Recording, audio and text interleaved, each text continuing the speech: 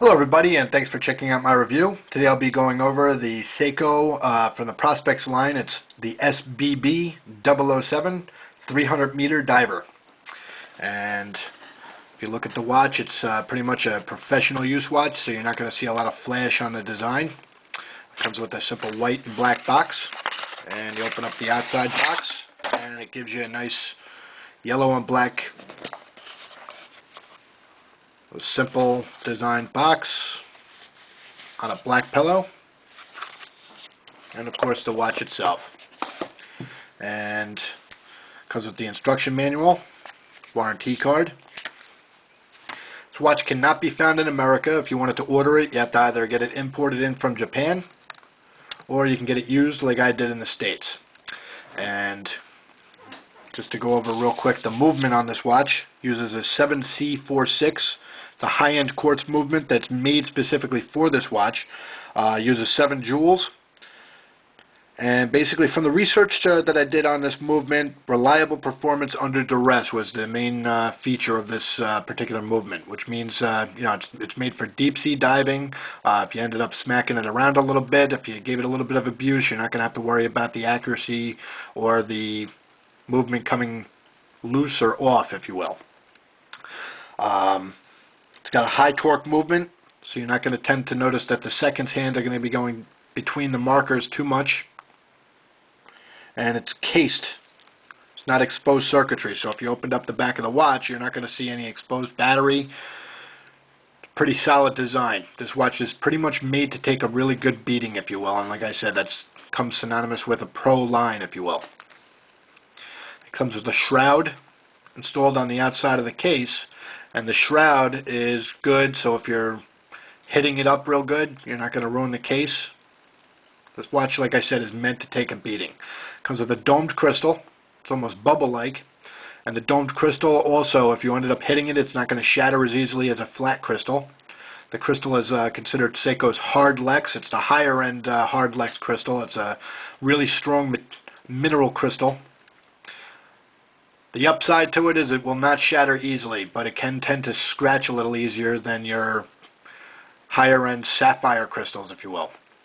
It's got really good lume on it, so when you turn off the lights,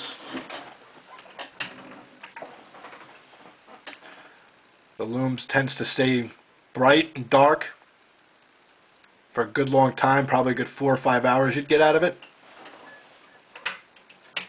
And it's got the screw-down crown. So if you wanted to set the time, set the date and the day, you have to unscrew it first, get it at the first pull, and that's going to change the date moving it clockwise, and moving it counterclockwise changes the day. And it moves between Japanese writing and American writing.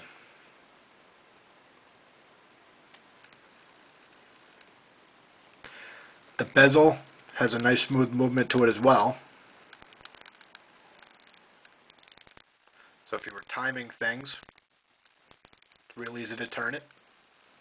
It's limited movement though, you can't turn it all the way around the bezel, but that's fine. And it's not too light, not too heavy. It's got a good size to it.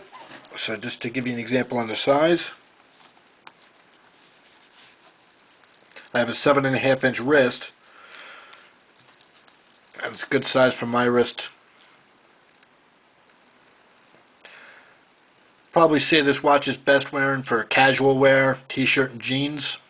If you're wearing it for your everyday wear, probably not good with a suit and tie. And the nice thing that I like about this line is it's very versatile. The strap that it came with, like I said, it's got some deep waves in it. The waves are good. It keeps the watch on your wrist, but the only thing is it's a very stiff design, so it takes a while to break in. I personally switched it up. I use a vented strap, flat vented strap rather. And as you can see, they have a drilled lug on the outside, so it's real easy to switch the straps out. Uses Seiko's fat spring bars. It's about 2.5 millimeters, I would say. And because they're drilled lugs on the outside, it makes them real easy to switch the straps out. Takes seconds to do.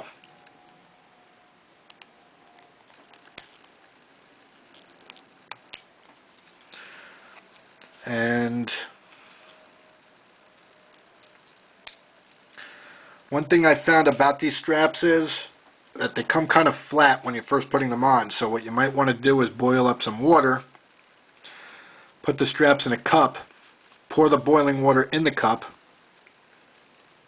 and it'll shape them out really nice for you. So if you take a look at the way that they're curved up really nice for the wrist, it makes it that much easier. And these are Tuna on the flat vent straps. This watch will work good on leather, black or dark brown maybe. Like I said, it's very versatile. I prefer it on the flat vents, like I said. So, this is the review of the Seiko SBBN007. They call this watch the Tuna, because if you look at the shape, that's why they dub it that. So if you're looking up reviews for it, you'll probably see it known as the Seiko Tuna Can. So I want to thank you for your time to watch my video. If you are on the fence about purchasing it, I hope that I helped you into your decision. And if you want some more details on some really good reviewers and posters, feel free to go to www.watchuseek.com. It's W-A-T-C-H, letter U, S-E-E-K. And thanks again. Have a great day.